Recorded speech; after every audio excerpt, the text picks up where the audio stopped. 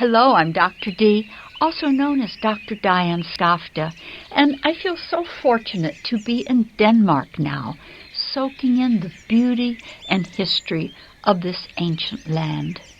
I'm especially interested in getting in touch with metaphysical traditions that shape the lives of peoples who lived here long ago. Oracles and divination played an important role in the spiritual life of early Scandinavians, as it did for other peoples all over the world. We think of divination as just a way of trying to predict the future, but in fact it's so much more than that. Our Latin word divination comes from divi, meaning a deity. Divination has always been a way of trying to transcend our ordinary perceptions, the limitations of the mind, and touch exalted sources beyond the personal self so that we can have a broader view and deeper understanding. Viking peoples felt they received helpful guidance from the natural world around them, such as the movements and sounds of birds. They paid close attention to their dreams, they cast runes, and practiced many other kinds of divination arts.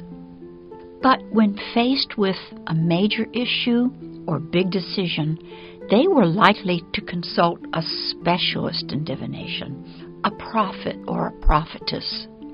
For example, a vulva was a powerful kind of seeress who entered altered states of consciousness and was believed to communicate with the divine realm so that she could provide transcendent guidance to those who sought her counsel. I wondered, though, what kinds of divination arts were used in later centuries, especially by ordinary people in the course of their everyday lives. Well, I know they certainly continued the ancient tradition of casting runes. In fact, the runic alphabet had been used by Germanic tribes for over 2,000 years and had been considered a sacred portal into exalted ways of knowing. Another cherished method of oracular inquiry was reading cards. Usually, an old wise woman from the community would come to a person's house and give counsel and advice to those who sought answers. She was invariably skilled in reading human nature, and so she served the role of a kind of folk psychologist. An especially popular and, I think, charming way of divining answers to questions was ceromancy, which is the art of divination from figures formed by dropping hot wax into water. I think I would like to try a ceromancy ceremony myself, especially in the setting of an old home built in the 1800s. I've even found the perfect place in the backyard to carry out the procedure. All one needs is a bowl of cold water and a source of melted wax. Now, very often people would simply light a candle and then kind of turn it upside down and drip the wax into the water.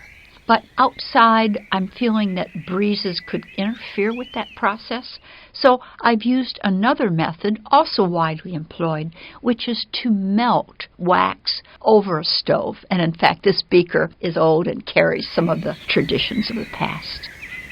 I always begin every divination with a prayer and ask for true and beneficial guidance. I wish to know how to proceed or what to expect in the outcome of a dispute. I have been asked to serve as a kind of mediator between two individuals, but I feel there are elements that are hidden from view, certainly hidden from me and perhaps from them. So if I could get a better direction and counsel on this, I think I could be of greater service. There are no fixed interpretations for the shapes that wax makes in the water. although there are certain traditions. One of them is that a circular shape, such as I got, indicates unity or harmony coming. This was very heartening for me because it suggested that my mediation would be successful. The diviner lets impressions come into his or her mind, and then those impressions lead to insight.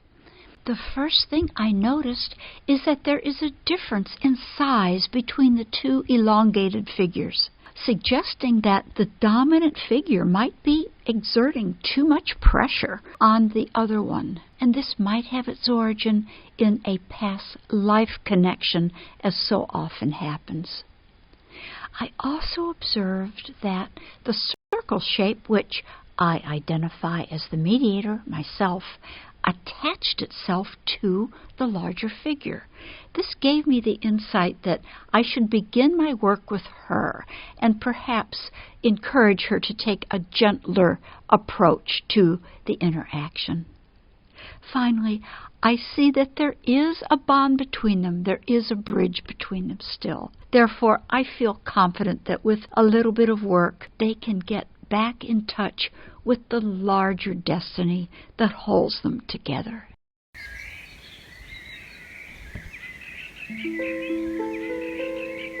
I have valued my divination experiment here in beautiful Denmark, and I feel that I've been helped and encouraged by the spirits of the thousands of people who've gone before me, who have spoken with the birds, who have received signs from nature, from wise men and wise women, and have used the natural materials around them, such as a simple candle and a bowl of water, to reach beyond the ordinary and make contact with those mysterious sources of guidance and counsel which are available to all of us always.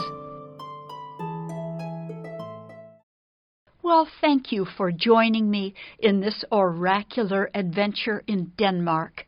I certainly look forward to the next time we can be together and ask the guides.